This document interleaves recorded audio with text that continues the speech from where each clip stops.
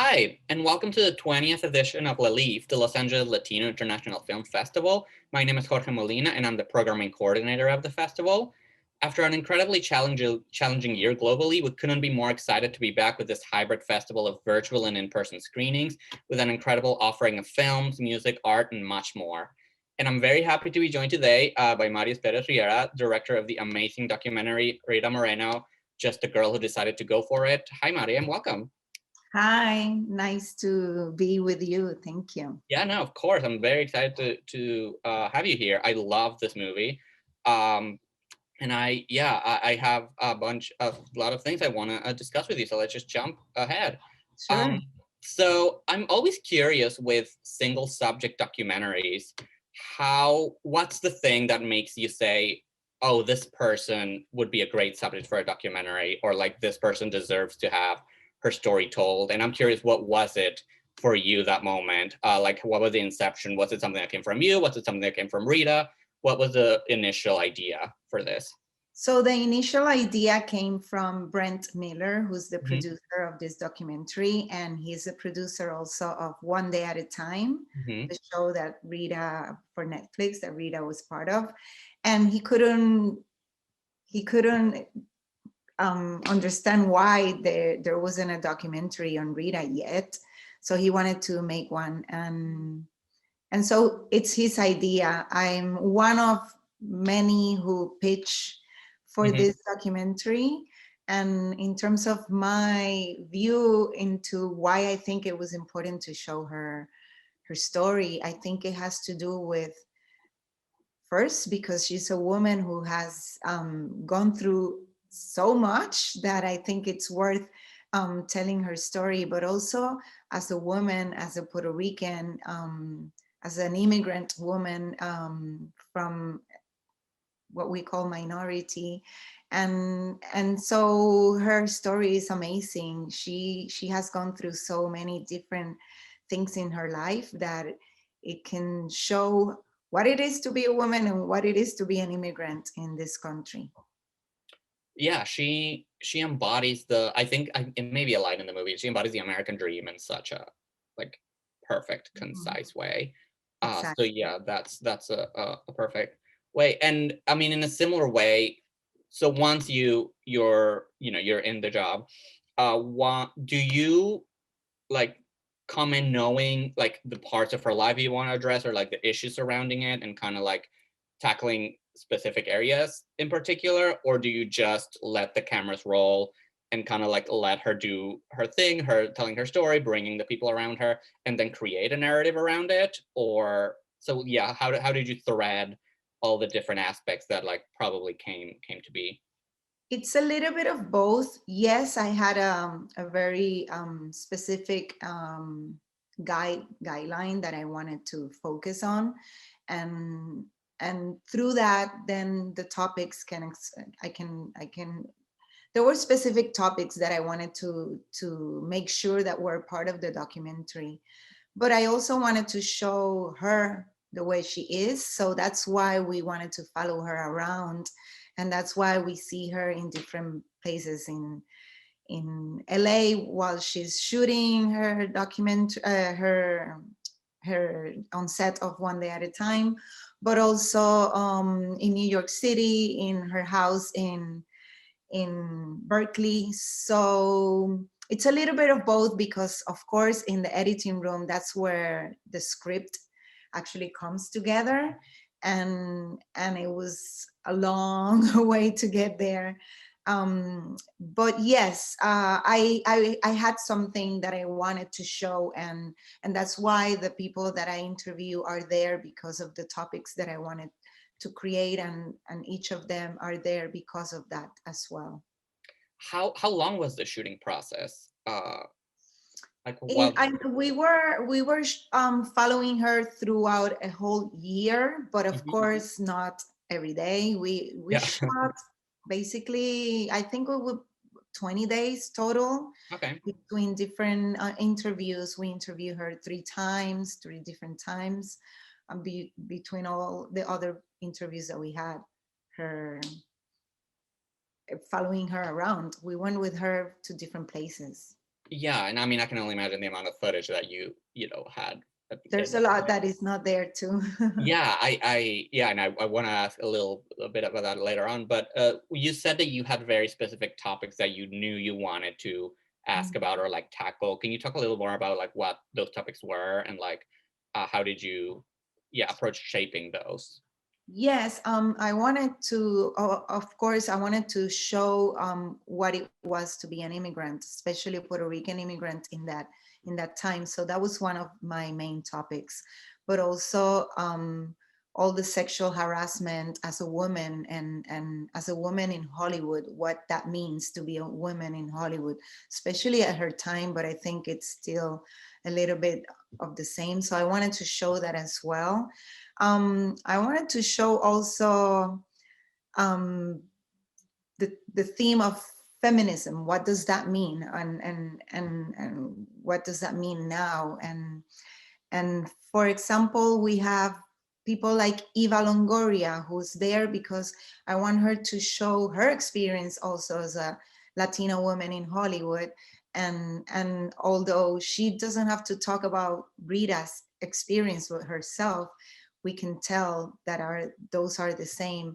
I wanted to talk about racism, and that's why we have Whoopi Goldberg, and that's why we have also Morgan Freeman and even Justina Machado. And I also wanted to talk about all her accolades, all her great experiences in this industry, and also her familiar side too. I wanted her daughter to tell me a lot about what it was being raised by Rita Mhm. and her best friend, who also talks a lot about some of the subjects that I really wanted to explore, which is how she is inside, her insecurities, which we all have. But when you see Rita, you don't think of her as someone who could be insecure. And that was important. I didn't know I wanted to talk about therapy, but because she brought it up, I thought it was so important that I wanted it to be part of the documentary as Yeah, well. no, that was one of the most striking things, especially the inception of it and how it, came from her relationship with Marlon Brando and like that Mhm. just whole framing device, that's just something I just genuinely did not know about her life. And it was like really illuminating. Um, I do, before moving on to the question, I do just want to say as someone who's an award aficionado, I love that, the relevance of the first Latino woman to, get the EGOT and like how the contrast between uh what she felt like personally at the moment, right at the moment where she won her Oscar, and like how she felt about not being able to give her speech. It was just like personally to me that was just like fascinating to Yeah, because I wanted to try to connect what was going on in her career because there were things big going on in her career, but inside she was completely in another side. I mean, a month before she received that Oscar, she tried to commit suicide. So things that like that are very opposite. yeah, and I also love that part that Whoopi Goldberg says that like at the time, right now I think that the label of like EGOT is just right now is a much more you Mhm. know, competitive, kind of like elevated more to what it was. And she's like, we were just working. We were just like trying to get by. And like, if we got recognized along the way, that's, Yeah. we accept it. So I appreciated a lot about that. But going back to what you said about how like showing her in a more, vulnerable side or parts that we don't, a side of Rita Moreno that we just maybe don't aren't as familiar with. I Mhm. really loved the balance of the documentary of like honoring her life and her career, but at the same time showing her as flawed and as human and as yeah, someone that had to struggle and maybe didn't make the best decisions at some point, and she acknowledges it. How do you tread that balance as a filmmaker between making a film that honors her, but at the same time shows her as a flawed person? Yeah, and that was very important. And we talked to Rita about that, and we were all in the same page. We didn't want to make a documentary that it was just a show reel of her Mhm. career and everything is perfect, because that's not true. And to me, it was very important to show that woman that I would see on the set of One Day at a Time without makeup, driving to set, going back to her house at 12 at night after a whole 14-hour of work. I love that she's still Yeah, it was rapping. amazing without makeup, eating the same food as everybody else, because you don't see that and you think that everything is glamour. And to me, that was important to show that we're all the same. And I wanted to be able to show, especially Latina women, but everyone who's an immigrant in general, that it's hard for all of us and we're not alone in our struggles. And I wanted to show someone like her who has struggled so much, because I thought that would inspire everyone. And that was part of the reason why we wanted to show her the way she is, the way we're all like that. And she was willing to do it. She would tell you that after she saw the documentary and she saw herself without makeup, she was like, "Oh my God, why did I agree to that?" But she's very happy with the ending project. Yeah, no, I mean, one of her parts is just seeing her drive herself, at, to set and from set, and, things that, she doesn't need to, but the fact that she, still does that, it's, I don't know. And putting her own makeup before Mhm. going to an award ceremony Yeah. where she's getting the an Oh yeah, award, you the know. lifetime achievement, and deciding I'm not gonna wear a gown, I'm gonna wear this shirt I found in out. Yeah, it was great. One of the I think you mentioned it a little, but like one of the things watching it that really struck me is, because she still has such a relevant career nowadays, I kind of forget that like she was, very much in the middle of old Hollywood. She had a contract with MGM. She, did the whole thing that right now feels so bygone and like so that we think may be behind us, but she's Mhm. kind of like a living legacy that lived through all of that. But because she's also like such a modern woman with her activism and her uh fight for rights, she strikes me as a great connection between old Hollywood and new Hollywood. And Mhm. I wanted to ask you about, yeah, your perspective on that, on how she bridges kind of these two generations of actors and feels yet so relevant today at the same time. Yes, I think it has to. I mean, she's such a smart woman, and I think what makes her very relevant right now, it's because she keeps learning and she keeps understanding the what's going on now. She's not in the past. She's a woman of the present, and um, I think that's important. And also because she's still working, I think it's she shows that bridge of what she went through, and finally being able to be herself and having the opportunity to be herself, to actually learning in this time life, oh wait, this is who I want to be, and she gets to be able to do it. I think that's a perfect bridge, and which all of us can learn from teenagers who are trying to get their way into their careers in life, to people in middle age like me who are now thinking what's important in life. I think she grabs all of us, and we can all learn from her through her experiences.